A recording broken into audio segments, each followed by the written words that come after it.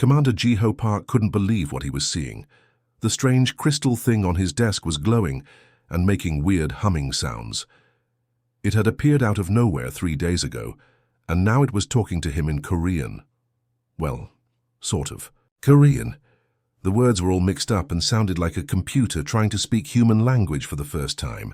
"People of Earth," the message said in that weird, broken Korean, "you have finally learned to travel between stars. This makes you ready to meet your older brothers and sisters in space. We invite you to join the Galactic Council, where we will teach you how to be proper members of our big family." Jiho laughed, but not because it was funny. The way they talked made it sound like humans were little kids who just learned to ride a bike. "Hey, Hee-Jin, come listen to this," he called out. Dr. Hee-Jin Lee walked over, still wearing her white lab coat covered in coffee stains. She had been studying alien bacteria samples for weeks, trying to figure out if Earth was ready for contact with other worlds. When she heard the message, her face scrunched up like she had tasted something sour. "They sound like my grandmother talking to my 5-year-old nephew," she said, shaking her head. "Look at how they call us the young species. And this part about proper guidance, they think we need babysitters." The message kept playing, explaining how humans would need to prove themselves worthy over many years, maybe decades. They would have to sit quietly and learn from their betters before being allowed to speak in important meetings. It was like being told you could come to the grown-ups table, but only if you promised not to say anything. Ambassador Min-Soo Kim arrived an hour later with a briefcase full of documents and a tired look on his face. He had been in meetings with world leaders for the past 2 days, arguing about who should represent Earth in space. Some countries wanted to send their best military officers. Others insisted on scientists. A few thought they should send politicians, which made everyone else laugh. "So this is really happening," Min-Soo said, watching the crystal replay its message for the 20th time. "We're going to meet aliens, and they already think we're stupid." "Not stupid," Jiho corrected. "Just young and helpless, like puppies who need training." The 3 of them stood around the crystal, listening to aliens explain how generous they were being by letting Earth join their club. The Galactic Council had apparently been running things in space for thousands of years. They had rules about everything: which planets you could visit, what technology you were allowed to use, how you had to behave around your betters. "I don't like this," Hee-Jin said, crossing her arms. "They're treating us like we just discovered fire yesterday. Humans have been to the moon. We've sent robots to other planets. We've built space stations and split atoms and cured diseases that killed millions of people. But they talk to us like we're cavemen." Min-Soo nodded, but he was thinking about bigger things. This wasn't just about hurt feelings. If there really was a government that controlled the whole galaxy, Earth needed to be careful. They could make friends or enemies depending on how this first meeting went. "Pack light," he told the others. "We're taking humanity's newest ship to meet some very old aliens, and something tells me they're going to be very surprised by what they find." The ship waiting for them was beautiful in the way that only human-made things could be. Clean lines, efficient design, built for speed and reliability. It didn't have the fancy decorations or impressive size of alien ships they had seen in intercepted transmissions, but it worked, and it was theirs. As they prepared to leave Earth's solar system for the first time in human history, none of them knew they were about to walk into a meeting that would change everything. The aliens expected to meet another species of followers. Instead, they were about to meet humans, and humans, as the galaxy was about to learn, didn't follow anyone's rules but their own. Captain So Young Han had seen some impressive things in her life. She had flown fighter jets through thunderstorms, landed spacecraft on asteroids, and once even surfed solar winds around Jupiter. But nothing had prepared her for this. The thing in front of them wasn't just a space station, it was a city. No, it was bigger than a city. It was like someone had taken all the cities on Earth, stacked them on top of each other, then stretched the whole thing across space for thousands and thousands of kilometers, and it was spinning around what looked like a completely artificial star that someone had built just to power this massive thing. "Holy cow," So Young whispered, trying to keep her voice steady on the radio. "Control, are you seeing this?" The alien traffic controller's voice came through their speakers, but it sounded like an adult talking to a kindergarten class. "Little Earth ship, Please follow the blue lights to docking bay 7 Alpha. Stay in the slow lane. Do not touch anything. Do not deviate from your assigned path. So Young gritted her teeth. She had been flying spaceships since before most of these aliens probably knew Earth existed, but they were talking to her like she might crash into something if they didn't. Hold her hand. The docking bay they were directed to was clearly not where the important visitors went. A big sign in multiple alien languages said, "Probationary species only." It was basically the kids' table of space politics. Around them, other small ships from what were obviously newer civilizations sat looking just as out of place as the humans. When they finally landed and opened their ship's doors, the greeting committee was waiting. And what a committee it was! The first alien looked like someone had crossed a garden slug with a city bus. It was huge, slimy, and moved by sort of flowing across the floor. Its voice came out as a wet, bubbling sound that their translation devices turned into bored bureaucratic speech. Species 7439, designation human. You are cleared for preliminary processing, it said without even looking at them directly. The second alien was even worse. It looked like a giant praying mantis that had learned to walk upright and wear official-looking badges. Its compound eyes glittered as it scanned them with what was obviously some kind of recording device. But the one that really got under So Young's skin was Councillor Gorth. This thing was basically a walking mountain with arms and a face. It had to be 3 meters tall and probably weighed as much as a small car. When it spoke, the floor vibrated. "Welcome, little ones," Gorth rumbled, looking down at them like they were cute pets. "You are very young, so we will be patient with you. You will watch. You will listen. You will learn how things work here. Maybe in 50 or 60 years, you will have something useful to say." Ambassador Minsu stepped forward with that diplomatic smile he was famous for. "Thank you for this opportunity, Councillor Gorth. We're honored to be here." But So Young could see the muscle twitching in his jaw. Minsu was furious, and she didn't blame him. These aliens were treating Earth's top diplomat like he was a child on his first day of school. Around them, the station buzzed with activity. Hundreds of different alien species walked, crawled, floated, and slithered through corridors that seemed to stretch forever. But none of them seemed excited about anything. They all moved with the tired efficiency of people who had been doing the same boring job for way too long. A smaller alien that looked like a walking stick bug handed them each a small device. "Translation units," it explained in a voice like rustling leaves. "Please keep them with you at all times. You will need them for your orientation sessions." "Orientation sessions?" So Young asked. "Yes," the stick bug replied. "Basic lessons. In galactic civilization, how to behave properly.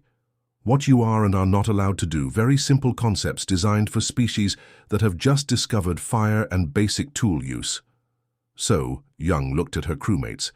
These aliens thought humans were cavemen with spaceships.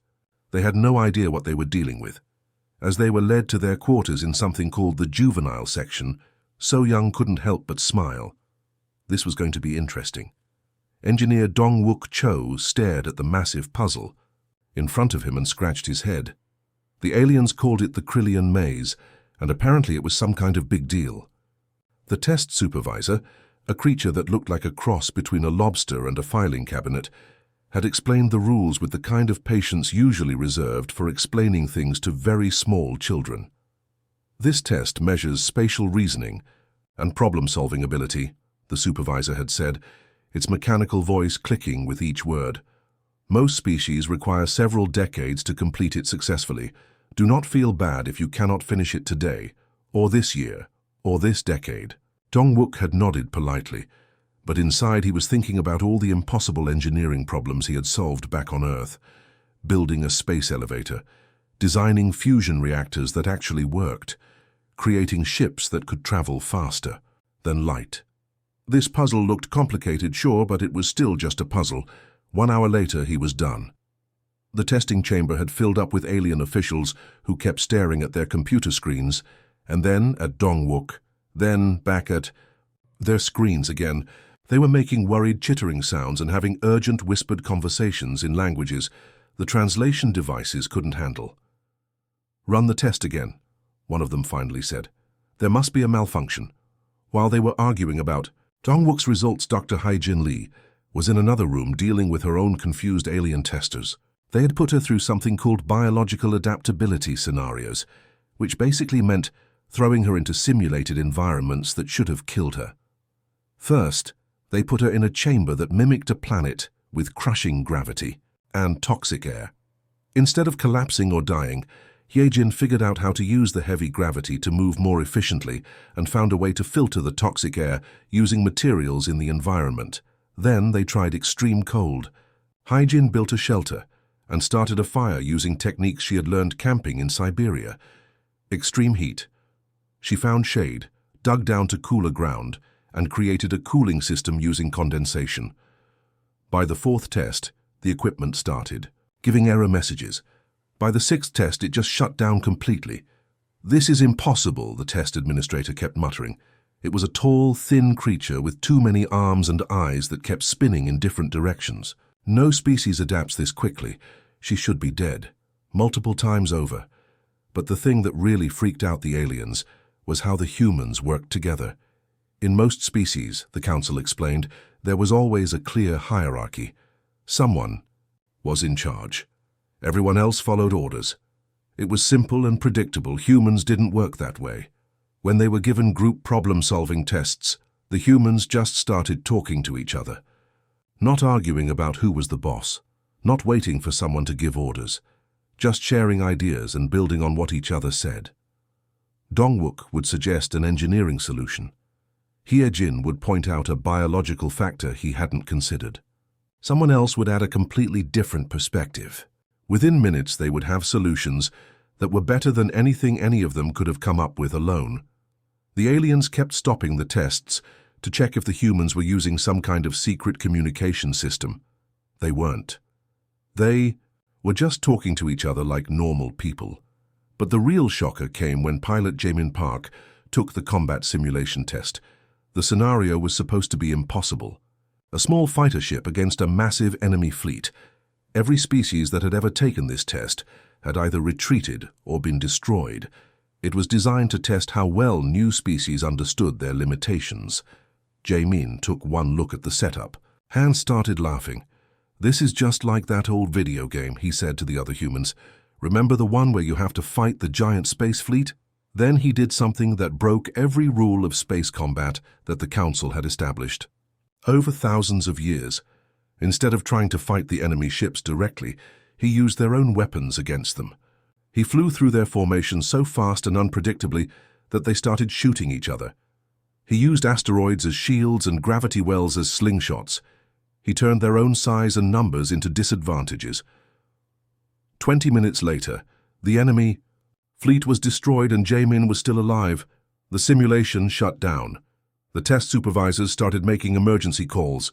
Somewhere in the council chambers, alarms were probably going off. Science Councillor Vexitar stared at the results with compound eyes that were spinning so fast they were making everyone dizzy.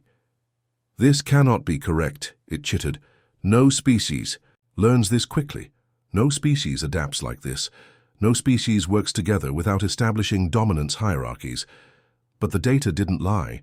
Humans weren't just different from other species. They were different in ways that challenged everything the Galactic Council thought they knew about how intelligence worked. And this was just the beginning. The Grand Amphitheater was the most impressive room Dr. Sun Hee-yoon had ever seen. It was like someone had carved out the inside of a mountain and turned it into a concert hall that could hold 1 million people. The ceiling disappeared into darkness above, and the walls curved in perfect acoustics that could carry a whisper to the furthest seat. For thousands of years, this place had been used for cultural presentations.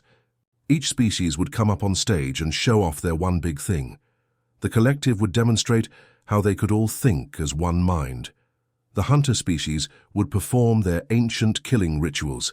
The builder race would project holograms of their incredible cities. It was always the same pattern. One species, one talent, one defining characteristic that made them special. Then it was humanity's turn. Sun Hee walked to the center of the enormous stage, carrying a small device that most aliens probably thought was some kind of primitive tool. It was actually a digital music player loaded with thousands of years of human music. "This is called Bach," she announced to the audience of thousands of alien representatives. He was a human who lived about 300 years ago. The music started playing, and the aliens immediately went quiet. Not the polite quiet you get when people are being respectful, but the stunned quiet that happens when people hear something they can't understand. Bach's music wasn't just sound, it was mathematics made beautiful.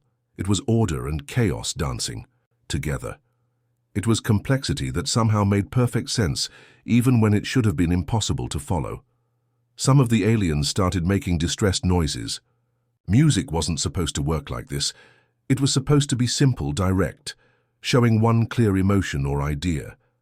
This human music was doing 12 different things at the same time and somehow making it all work together, before the aliens could recover. Artist Kyung-ho Nam stepped forward with his paintings.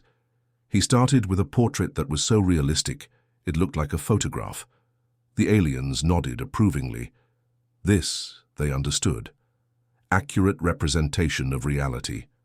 Then he showed them abstract art. The painting was just colors and shapes that didn't represent anything real, but somehow it made you feel things. Emotions that didn't have names, ideas that couldn't be put into words. Some aliens in the audience actually got up and left because it was making them uncomfortable. How can the same species create both exact copies of reality and these emotional storms? Asked one of the council members, its voice shaking. But the real shock came when historian Eugene Kwon started talking about human philosophy. Humans think in many different ways, she began, projecting images of ancient temples, modern laboratories, and everything in between. Some of us believe in strict order and respect for authority. Others believe in questioning everything and challenging all rules. She showed them Confucian teachings about harmony and hierarchy, then immediately followed with Greek philosophy, about skepticism and doubt. She talked about Eastern meditation that sought inner peace, then Western science that demanded proof of everything. Some humans believe the universe has a grand plan, Eugene continued. Others believe everything is random. Some think we should accept our fate. Others think we should fight against any limitations. And somehow all of these contradictory ideas make us stronger. Cultural assessor Ixnala, a being that looked like a living crystal sculpture, started pulsing with colors that indicated extreme confusion. "This is impossible," she declared, her voice ringing like broken glass. "No species can hold contradictory beliefs simultaneously. It would tear their society apart." That's when the humans did something that broke every rule of galactic cultural presentation. They laughed. Not nervous laughter or polite chuckling, but genuine, happy laughter at the absurdity of the situation. They were laughing at their own contradictions, at the aliens' confusion, at the whole weird situation of trying to explain humanity to beings who couldn't understand how one species could be so many different things at once. The amphitheater fell completely silent. In thousands of years of cultural presentations, no species had ever laughed during their formal presentation. Laughter implied chaos, disorder, lack of control. It was the opposite of everything the council valued. But humans weren't just comfortable with chaos. They seemed to enjoy it. As the presentation continued, the aliens in the audience started whispering to each other in worried tones. This wasn't just another young species learning to fit into the galactic community. These humans were something completely new, something that challenged the basic assumptions about how intelligent life was supposed to work. They weren't trying to be one thing. They were trying to be everything all at once, and somehow making it work. For the first time in 10,000 years, the Galactic Council had encountered something they didn't know how to categorize. And that was just the beginning of their problems. Medical. Officer Thalvex had been the Council's chief medical examiner for over 300 years. He had poked, prodded, and scanned every type of alien life form you could imagine. Species with metal bones, creatures that breathed methane, beings made entirely of living crystal. He thought he had seen everything. Then he met the humans. Biologist In-Young Seo lay on the examination table, trying not to laugh as Thalvex waved his scanning devices over her body for the 5th time. The alien doctor looked like a cross between an octopus and a computer, with multiple arms ending in different medical instruments, and a head covered in blinking sensors. "This cannot be correct," Thalvex muttered, checking his readings again. "Your bones are hollow in places. Your muscles are long and lean instead of compact and powerful. Your entire body structure suggests you should be fragile and weak." "Thanks. A lot," In-Young said with a grin. "But your physical capabilities—" Thalvex's voice trailed off as he stared at the test results. "You can run for hours without stopping. You can survive on minimal food and water. You can function in temperatures. That would kill most species. How is this possible with such inadequate anatomy?" In-Young sat up on the examination table. "We're built for endurance, not strength. My ancestors used to chase animals across entire continents, not because we were faster than them, but because we could keep going long after they collapsed from exhaustion." The concept seemed to break something in Thalvex's brain. His scanning arms started waving around randomly while he made distressed beeping sounds. "Persistence hunting," he finally managed to say. "You evolved to run your prey to death?" "Pretty much," In-Young nodded. "And while we were doing all that running, we started thinking about how to make it easier. Better tools, better strategies, better cooperation. Eventually we got so good at thinking that we didn't need to run down animals anymore. We could just outsmart them instead." This was when Thalvex called for backup. Within an hour, the medical bay was filled with alien doctors, biologists, and evolutionary specialists, all trying to figure out how humans could possibly exist. They ran test after test, each one producing results that shouldn't have been possible. Dr. Korvash, a specialist in evolutionary biology, who looked like a walking tree, kept shaking his branches in disbelief.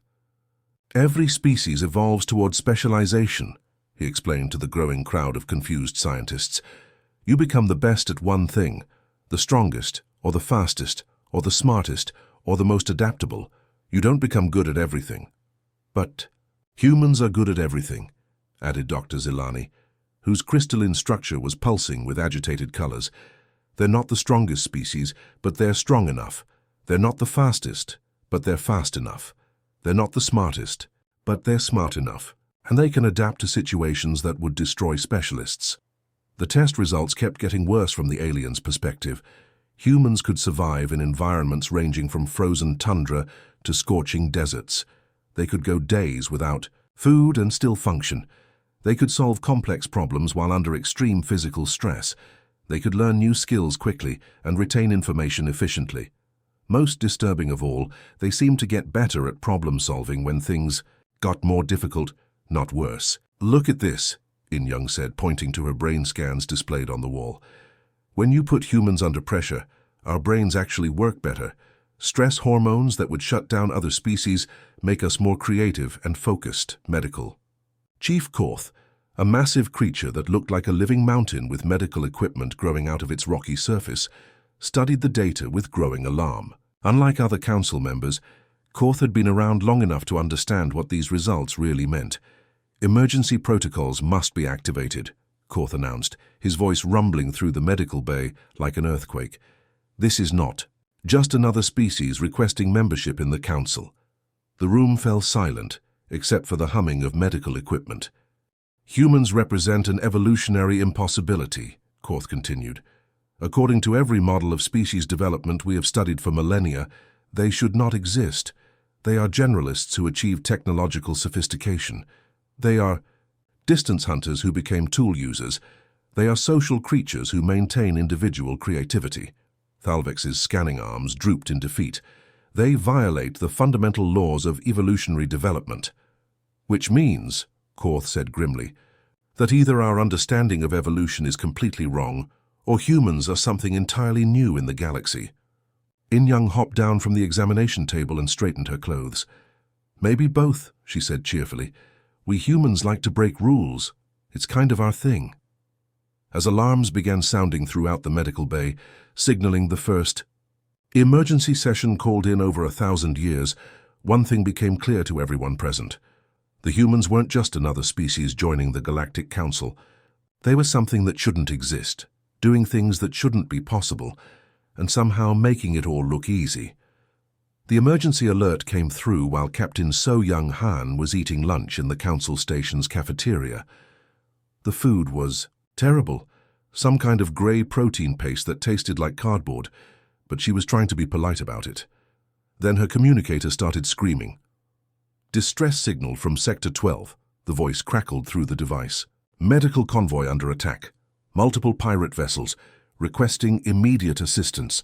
So Young dropped her spoon and was already running toward the docking bay before the message finished playing. Behind her, she could hear other aliens in the cafeteria discussing the situation in calm, measured tones. "File the appropriate reports," one was saying. "Contact the Military Response Division," suggested another. "Standard protocol requires a 3-day assessment period before deployment," a third added helpfully. So Young stopped running and turned around. 3 days, she asked, staring at the group of alien officials. "People are dying right now, and you want to spend 3 days filling out paperwork?" A creature that looked like a walking filing cabinet clicked its metal appendages dismissively. "Proper procedures must be followed. The military response will be deployed after thorough planning and risk assessment." "We'll handle it," So Young announced, and started running again before anyone could tell her all the reasons why that was a terrible idea. By the time she reached the human ship, her crew was already prepping for launch. They had heard the same distress signal, and they had all reached the same conclusion without needing to discuss it. People were in trouble. They were going to help. It was that simple. "Captain," pilot Jamin Park called out as she climbed aboard, "I've got a read on the situation. 6 pirate ships, each one bigger than us. They've got a medical convoy surrounded. 3 ships full of refugees from different species." "How long until the Council sends help?" Engineer Dongwook Cho asked from his station. 3 days, So Young replied, strapping herself into the captain's chair. The silence that followed was the kind you get when people realize they're about to do something incredibly stupid and dangerous, but they're going to do it anyway. "Well," Jamin said, firing up the engines, "this should be interesting." The trip to Sector 12 took 2 hours, during which the entire council apparently lost their collective minds. So Young's communicator was flooded with messages from alien officials demanding that she return immediately. They used words like unauthorized, reckless, and violation of protocol a lot. She turned off the communicator. When they arrived at the battle site, the situation was even worse than the distress signal had indicated. The pirate ships were massive, built for intimidation and destruction. They had the medical convoy completely surrounded, and from the looks of the damage, they had been having fun with target practice. "Okay," So Young said, studying the tactical display. "Standard Council military doctrine says we should maintain safe distance and wait for superior firepower." "Good thing we're not the Council military," Jamin replied, and dove straight into the middle of the pirate formation. What happened next would be talked about in council chambers for years to come, instead of trying to fight the pirates ship to ship. Like any sane species would do, the humans started doing things that made no sense. Jamin used the gravity from nearby asteroids to slingshot their ship around the battlefield at impossible angles.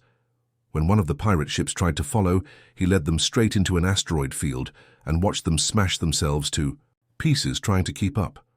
Meanwhile, Dongwook was busy turning their communications array into a jamming device that somehow disrupted the pirates' entire network. Suddenly, the 6 pirate ships couldn't talk to each other anymore.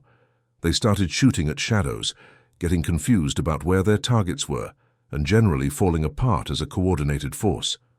But the thing that really shocked everyone, watching, was what Medic Taehyung Lee did next. While the battle was still raging around them, while laser fire was lighting up space like a deadly fireworks show, Taehyung somehow managed to transport himself aboard the damaged medical ship. Nobody knew how he did it. The Council's best military analysts would spend weeks trying to figure out the logistics. Once aboard the medical ship, Taehyung started doing what he did best, saving lives. He worked with medical equipment that was falling apart, in corridors, filled with smoke and debris, while the ship shook from weapons fire. He used spare parts, improvised tools, and what the official report would later describe as creative stubbornness to keep refugees alive who should have died hours ago. 20 minutes after the battle started, it was over. The pirate fleet was either destroyed or running for their lives. The medical convoy was safe, and the refugees who had been facing certain death were now receiving proper medical care from a human who had risked everything to save complete strangers. The Mayfu Council watched it all happen through their monitoring systems, and for the first time in thousands of years, they were completely speechless. They could have been killed, one council member finally managed to say. They knew that, another replied, quietly, and they went anyway. The silence that followed was the sound of an entire galactic civilization, realizing that everything they thought they knew about intelligent behavior was wrong. Ambassador Min-Soo Kim sat in the observation gallery, watching the most powerful beings in the galaxy argue like children fighting over toys. The emergency session had started yesterday morning, and it was now well past midnight. Nobody had eaten, nobody had slept, and tempers were getting shorter by the hour. Down on the main floor of the council chamber, War Leader Krul was pacing, back and forth like a caged animal. He was a massive creature covered in natural armor, with scars from 100 battles decorating his shell. When he spoke, his voice sounded like grinding metal. "These humans are dangerous," Krul declared, pointing one clawed finger toward the observation gallery where Min-Soo sat. "They ignore our rules. They refuse to follow proper procedures. They act without permission or planning. They are chaos given form, and chaos destroys everything it touches." Several council members nodded in agreement. The hierarchy faction, species that valued order and structure above all else, were clearly terrified of what humans represented.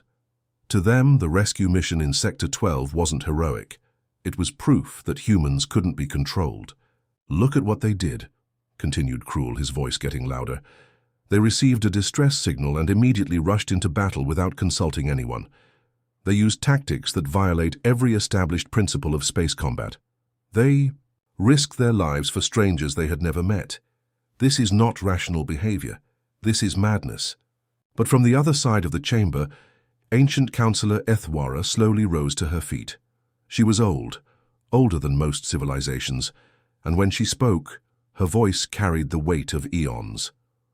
"War Leader Krul," she said, her words measured and careful. "When was the last time anyone in this chamber did something truly unexpected?" The question hung in the air like a challenge. "When was the last time any of us took a risk to help someone we didn't know? When was the last time we ignored procedure because doing the right thing was more important than following rules?" Krul's armor plating rattled as he shifted uncomfortably. "Procedure exists for good reasons, Ancient One. Order prevents chaos. Structure prevents collapse." Ethwara's ancient eyes seemed to look right through him. "And stagnation prevents growth. We have been following the same procedures, maintaining the same order, enforcing the same structure for 10,000 years. Look around you, Krul. What have we accomplished in all that time?" The chamber fell silent. It was a question nobody wanted to answer. "We manage," Ethwara continued. "We maintain, we preserve, but we do not create. We do not explore. We do not dream of anything beyond what we already have. We have become so focused on preventing chaos that we have forgotten how to live." Min-Soo leaned forward in his seat. This wasn't really about humans at all. This was about a galactic civilization that had become so comfortable with routine that they had forgotten how to adapt, how to grow, how to be surprised by their own potential. Councillor Vextar, the insectoid scientist who had been so confused by human test results, clicked his mandibles nervously. "But Ancient One, humans are unpredictable. They do not follow established patterns. How can we work with beings who refuse to conform to known behavioral models?" "Maybe," Ethwara replied, slowly. "That is exactly what we need." The debate that followed was unlike anything the Council had experienced in living memory. Species that had been allies for millennia found themselves on opposite sides. Ancient agreements were questioned. Fundamental assumptions about how civilization should work were challenged.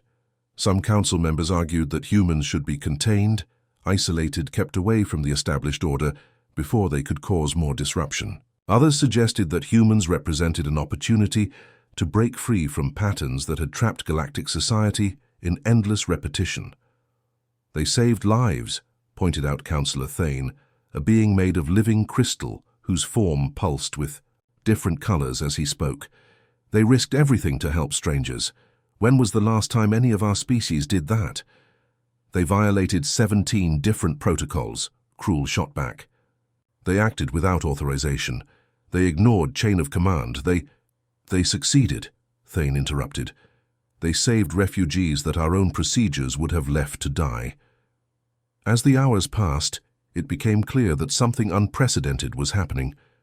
The Council, which had operated on consensus for thousands of years, was splitting apart, not just into different opinions, but into fundamentally different visions of what galactic civilization should be.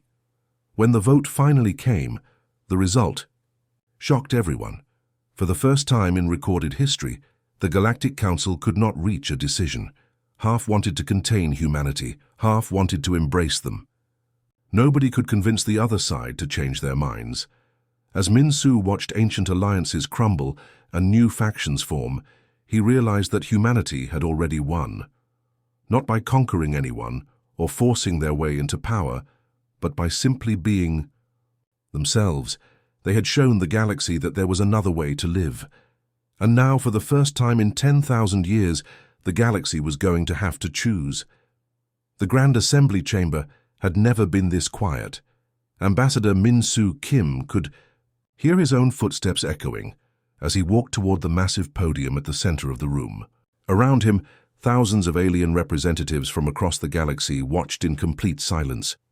Behind Min-Su, the rest of the human delegation followed in a neat line. Dr. Hai-Jin Lee, Captain So-Young Han, Engineer Dong-Wook Cho, and the others who had spent the past week shocking the Council with their impossible abilities. They weren't nervous. They weren't trying to look impressive. They just walked with the quiet confidence of people who knew exactly what they were going to do. Min-Su reached the podium and looked out at the sea of alien faces. Some were friendly, some were hostile, and many were just confused. The translation devices hummed softly as they prepared to carry his words across the galaxy in hundreds of different languages. Honored counselors, Min-Su began, his voice steady and clear. We want to thank you for inviting us here. This has been an incredible opportunity to meet so many different species and learn about galactic civilization. So far, so good. The aliens were nodding approvingly. This sounded like the kind of polite, grateful speech they expected from a young species. But, Min-Su continued, and that one word changed everything. We have to decline both of your offers. The reaction was immediate and explosive. Thousands of aliens started talking at once, their voices creating a wall of sound that the translation devices couldn't handle. Species that hadn't spoken to each other in centuries suddenly found themselves agreeing on something. What the humans had just said was impossible. You couldn't decline the Council's offers. You either accepted containment if you were deemed dangerous, or you accepted membership if you were deemed worthy. There was no third option. There had never been a third option. Min-Su waited for the noise to die down, then continued as if nothing had happened. We will not accept containment, he said calmly. We understand that some of you think humans are dangerous because we don't follow your rules, but we're not going to let anyone lock us away just because we do things differently. War Leader. Krul's armor rattled as he shifted in his seat. Several other military representatives were making threatening gestures. We also will not accept special membership status, Min-Su added. We appreciate that some of you recognize our abilities and want to give us special privileges, but we don't want to be treated as exceptions to your rules either. Now even the friendly aliens looked confused. If humans wouldn't accept containment and wouldn't accept membership, what did they want? Humanity chooses a third path, Min-Su announced, and his words carried across the chamber like a declaration of war against everything the Council represented. We choose equal partnership with anyone who wants it, but we will bow to no authority that claims to rule the stars. Dr. Hai-Jin Lee stepped forward to stand beside Min-Su at the podium. We offer our friendship freely, she said, her voice carrying the same quiet strength. We will share our knowledge openly. We will help anyone who needs assistance, no matter who they are or where they come from. The chamber was so quiet you could hear the humming of the translation devices. But, Hai-Jin continued, we will not kneel to anyone. We will not accept that any species or government has the right to control how we live, where we go, or what we do. The stars belong to everyone, not to any council or empire. Captain So Young Han joined them at the podium. The galaxy is huge, she said, spreading her arms wide. There's room for all of us to find our own way. We don't need to fight over who's in charge. We don't need hierarchies and dominance and submission. Engineer Dongwook Cho stepped up next. We invite you to join us, he said, looking directly at the alien representatives, not as our subjects and not as our rulers, as equals, as partners exploring the infinite together. The words that Min-Su spoke next would be remembered for generations, carved into monuments and debated in philosophy classes across the galaxy. We reject the idea that civilization requires someone to be in charge of everyone else. We reject the belief that order can only exist through control. We believe in cooperation without domination, in peace without submission, in unity without uniformity. As the human delegation turned to leave the podium, the silence in the chamber was absolute. Not the respectful quiet of a formal assembly, but the stunned silence of people who had just watched someone tear down the foundations of their entire worldview. For 10,000 years, galactic civilization had been built on one simple principle. Someone had to be in charge and everyone else had to follow orders. The strong ruled the weak, the old guided the young, the established maintained order. The humans had just rejected that principle entirely. As they walked out of the Grand Assembly, they weren't just leaving a meeting. They were walking away from the only system of galactic government that had ever existed and inviting anyone who wanted to follow them into something completely new. 3. Galaxy would never be the same. Ambassador Yuri Choi stood at the observation deck of New Geneva Station, watching something that shouldn't have been possible. Outside the massive windows, ships from dozens of different species were working together to build new sections of the station. Not because anyone had ordered them to, but because they wanted to. 6 months ago, this would have been unthinkable. Different species didn't cooperate on equal terms. They followed the Council's strict hierarchy, with older species giving orders and younger ones following them. But here, a ship from the Crystalline Builders was working alongside vessels from the recently contacted nomads, sharing construction techniques and solving problems together. Status report, Yuri called out to Station Commander Woojin Park, who was coordinating the controlled chaos from his command station. 17 new species joined the cooperative this week, Woojin replied, scrolling through his datapad with a grin. The Artisan Guild sent a formal request to establish a cultural exchange program. They want to learn human art techniques and share their own crafting methods. And the Explorers Alliance? Yuri asked. They're asking for joint missions to the Andromeda approaches, Woojin said, his excitement barely contained. Regions that have been off-limits under Council regulations for thousands of years. They want to explore them together with human crews. Yuri shook her head in amazement. When the humans had walked out of the Grand Assembly 6 months ago, nobody had been sure what would happen next. Some people thought it was the end of human involvement in galactic affairs. Others worried it might lead to war. Instead, something completely unexpected had occurred. Species started leaving the Council. It began slowly. A few younger civilizations that had been waiting centuries for recognition suddenly realized they didn't need the Council's permission to explore space or develop new technologies. They could just do it. Then the innovators started leaving. Species that had been held back by the Council's rigid rules about what research was allowed and what technologies could be developed. They discovered that humans were more than willing to share their knowledge freely, without demanding years of bureaucratic approval first. The trickle became a flood when word spread about what was happening at New Geneva Station.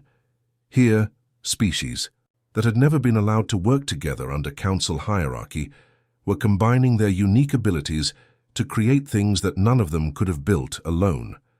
The builders, with their natural ability to shape crystal and metal, worked with human engineers to create structures that were both beautiful and incredibly functional. The nomads, who understood space currents and gravitational flows better than anyone, helped human pilots develop new navigation techniques that cut travel time in half. Most shocking of all, it was working. Through the viewport, Yuri could see a perfect example. A massive construction project where ships from the aquatic depth species were working alongside the energy-being luminars and a human engineering crew. Under the old council system, these species weren't even allowed to communicate with each other without going through proper diplomatic channels. Now they were building a research station together. "Any word from the council?" Yuri asked. Wu Jin's expression became more serious. "They're still operating, but at about half capacity. War Leader Krul sent another message demanding that we return to proper galactic order. Ancient Counselor Ethwara sent a completely different message congratulating us on our progress." The old council hadn't collapsed completely. Some species genuinely preferred the certainty of ancient hierarchies. They liked knowing their place in the order of things, liked having clear rules to follow, liked the stability that came from thousands of years of unchanged tradition. But for the first time in galactic history, staying with the council was a choice, not a requirement. "What about the exploration reports?" Yuri asked. "That's the really exciting news," Wu Jin said, pulling up a star map. "Former council species are exploring regions that have been forbidden for millennia. They're finding new worlds, new resources, new forms of life, and they're sharing all of it freely instead of hoarding information like the council used to do." Yuri studied the map, noting the expanding areas marked in green for cooperative exploration zones. The galaxy suddenly looked much larger than it had 6 months ago. "There's something else," Wu Jin added quietly. "We're getting reports that some council species are starting to change their internal systems. The rigid caste hierarchies that have existed for thousands of years are beginning to break down. Beings who were never allowed to speak in their own societies are starting to have voices." Yuri felt a chill of recognition. That was the real revolution, not just changing how different species related to each other, but changing how individuals within those species were allowed to live. As reports continued to come in throughout the day, the pattern became clear. Humanity hadn't just joined galactic civilization. They had given it permission to evolve, to grow, to become something new. The stars, as it turned out, really did belong to everyone willing to reach for them as equals.